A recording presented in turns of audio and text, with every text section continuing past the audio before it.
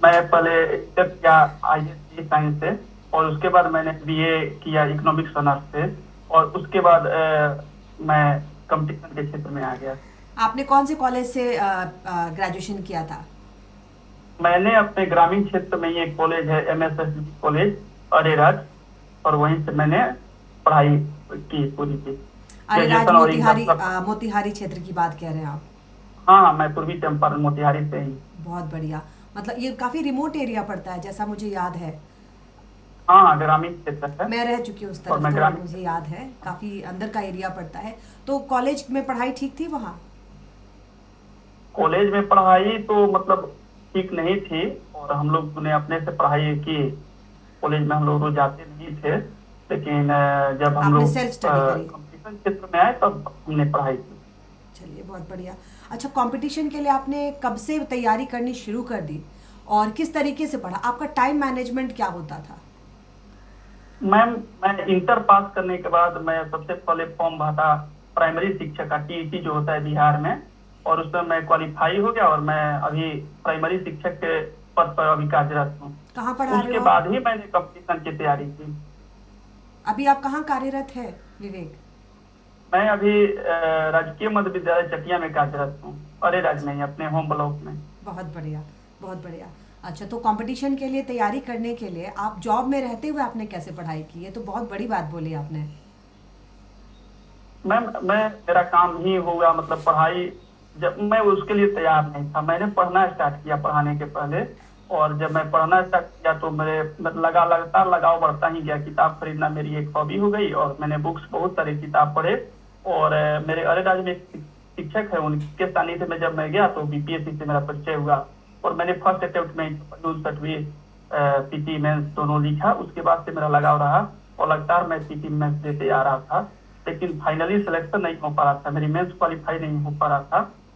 और मैं बताना चाहता हूँ, जब मैंने आपसे जुड़ा, और मेरा आपसे जुड़ने के बाद फर्स्ट रिजल्ट ही मेंस है, और मुझे लगा कि आपसे मैं बहुत पहले अगर मिल जाता तो बहुत अच्छा रहता, मेरा पहले ही सिलेक्शन हो जाता। Thank you so much. मैं आपको बताना चाहूँगी विवेक, आप इतनी सादगी से आप बात कर रहे हो कि मैं भी बिहार से हूँ। और एक्चुअली हम अच्छा। लोगों को ये ऑनलाइन एजुकेशन एक बहुत बड़ा वरदान हुआ है स्टूडेंट्स के लिए, कि हम कहीं भी रह के जी किसी से भी पढ़ पाते हैं। जी जी। है ना? हमारे टाइम में ऑनलाइन एजुकेशन था नहीं, तो हम भी ऐसी ही ढेर सारी किताबें खरीद करके और खुद से ही पढ़ा करते थे। तो चलिए, थैंक यू सो जी। मच। एंड टाइम मैनेजमेंट के बारे में आप बताइए, आप कितने घंटे की पढ़ाई करते थे? शुरुआत में तो मैंने बहुत मेहनत की, लगभग मैं 7 घंटा 8 घंटा पढ़ लेता था, सुबह शाम। और बहुत पढ़ता था, रात तक पढ़ते रहता था, 11 12 बजे तक। उस समय मेरी शादी भी नहीं हुई थी। अच्छा। और धीरे धीरे पारिवारिक बोझ है मेरे, मतलब मेरे सर क्या है, लेकिन मैंने कोई पढ़ाई अपनी छोड़ी नहीं, मैं लगातार पढ़ ही रहा हूँ, लगभग 8 साल से लगातार मैं पढ़ रहा हूँ मतलब आपकी और फैमिली पढ़ा ने भी भी रहा हूँ। आपको पूरा टाइम दिया है पढ़ने का? हाँ हाँ, मुझे कोई पारिवारिक, मेरा वही काम है, पढ़ना पढ़ाना, केवल टीचर का काम करना, और आके घर पे रात तक पढ़ते रहना। तो आपके बात से मुझे लग रहा मैंने है कि अपने आप, समय को कभी बर्बाद नहीं किया। अगर जॉब आप कर रहे हो तो वो टीचिंग के फील्ड में ही कर रहे हैं, ये आपको काफ़ी सपोर्ट किया। जी जी, मैं मेरा मतलब शिक्षक जो बनना हुआ वही हमारा जीवन का मतलब टर्निंग पॉइंट आप कह सकते हैं। मेरा बहुत पढ़ाई के बढ़िया। प्रति वही से लगाव था। ये तो आपका, आपके साक्षात्कार आपके इंटरव्यू में एक बहुत ही पॉजिटिव पॉइंट लेकर के आएगा, है ना? आपका जो अच्छा। डेडिकेशन है। अच्छा, आप सेल्फ, ये तो जो ऑडिटर का एग्ज़ाम था ये लिखित एग्ज़ाम था, तो इसके लिए आपने सेल्फ नोट्स किस तरीके से, आपकी स्ट्रैटेजी क्या थी? नोट्स कैसे तैयार करते थे? और नोट्स का रिवीजन कितने देर में किया आपने, कितने दिनों में किया? ये मेरा तीसरा मेंस था, तो मैं GS पेपर 1 और GS पेपर 2 के लिए पहले से ही प्रिपेयर था। केवल मुझे ऑप्शनल की तैयारी करनी थी, जो मेरा अलग विषय होता था। मैं पहले हिस्ट्री पढ़ता था, और अर्थशास्त्र की मुझे जानकारी नहीं थी। जैसे ही मेरा स्कोर बहुत अच्छा आया तो मुझे लगा कि मैं इसमें 100% तो क्वालिफाई हो ही जाऊंगा। तो मैंने यूट्यूब के माध्यम से आपका एप्स को डाउनलोड किया, और मैंने रिजल्ट आने के पहले ही आपका कोर्स परचेज किया था। I know, I know. और जब मैं आपसे जुड़ा, मैं इकोनॉमिक्स में ही मैं कमजोर था। और मैं बताना चाहता हूँ स्टूडेंट को कि जीरो, मतलब मैं जीरो था अर्थशास्त्र में। आप भी हमको पढ़ाती थी लाइव क्लास में, या मैंने आपके वीडियो और सारे प्लेटफॉर्म के भी नोट्स बनाए।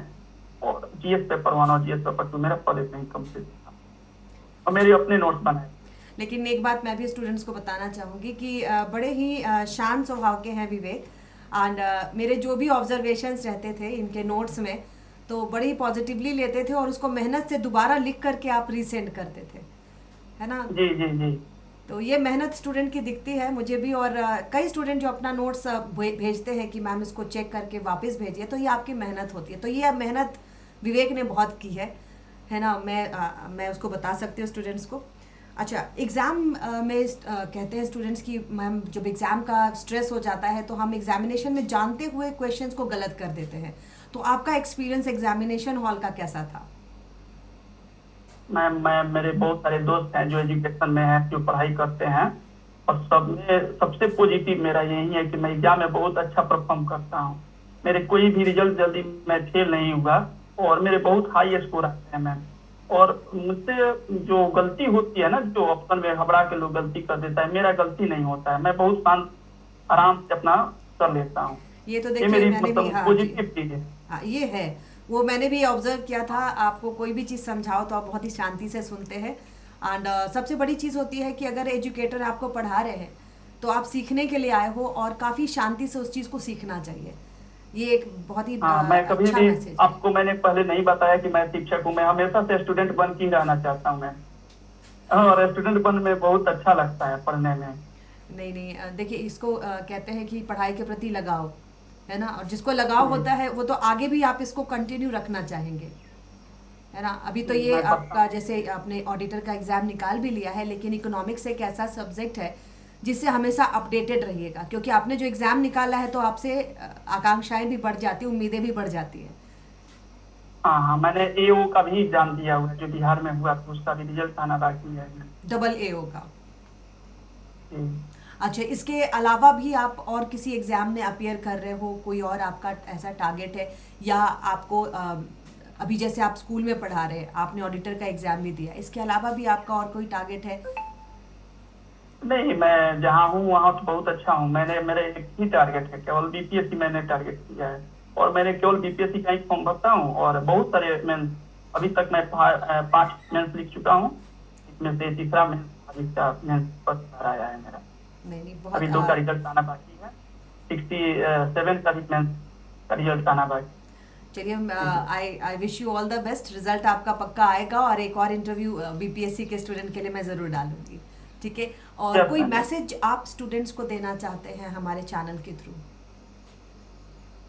मैं तो स्टूडेंट से कहना चाहता हूँ नियमित अध्ययन करें, 2 घंटा 4 घंटा 5 घंटा जितना आपको समय मिले। और सबसे ज्यादा हमको इम्पोर्टेंट यह लगता है कि भोजन को संतुलित रख के अपने स्वास्थ्य पर बहुत ज्यादा ध्यान दें, क्योंकि मैं कभी बीमार नहीं पड़ता, और यही एक मेन कारण है ताकि हमारी मानसिक स्थिति स्वस्थ रह सके, और पढ़ाई मन से किया जा सके। स्वस्थ रहना बहुत जरूरी है। अच्छा, एक चीज़ और विवेक, जैसे आजकल मैं देखती हूँ कि स्टूडेंट बहुत ज़्यादा व्हाट्सएप पर एक्टिव होते हैं, तो आपके अनुसार पढ़ाई के साथ साथ क्या इन सब चीज़ों का महत्व है? मैंने गलती की थी शुरुआत के दिन में यूट्यूब से पढ़ना, लेकिन बीच में हमको लगा कि जब से मैं किताब का सहारा लिया, और मैं लोगों को बताता हूँ कि अगल बगल के कोचिंग में मैं भी कभी पढ़ाने जाता हूँ, मैं मैं पढ़ा लेता हूँ, तो मैं लोगों को बताता हूँ कि व्हाट्सएप, इंस्टाग्राम या फेसबुक या कोई भी जो ये समय जो आपका बर्बाद करता है, मैं उससे बहुत दूर रहता हूँ। बिल्कुल। और टाइम बहुत ही ज़्यादा हमारे लिए प्रेशियस है, एंड आपने टाइम को बहुत ही अच्छे से बहुमूल्य मानते हुए अपनी पढ़ाई की, इसलिए आप इस जगह पर पहुंचे हैं। And I wish you all the best. आप आगे जो भी एग्ज़ाम दें, I wish you all the success, and thank you so much हमारे चैनल पे आने के लिए। Thank you.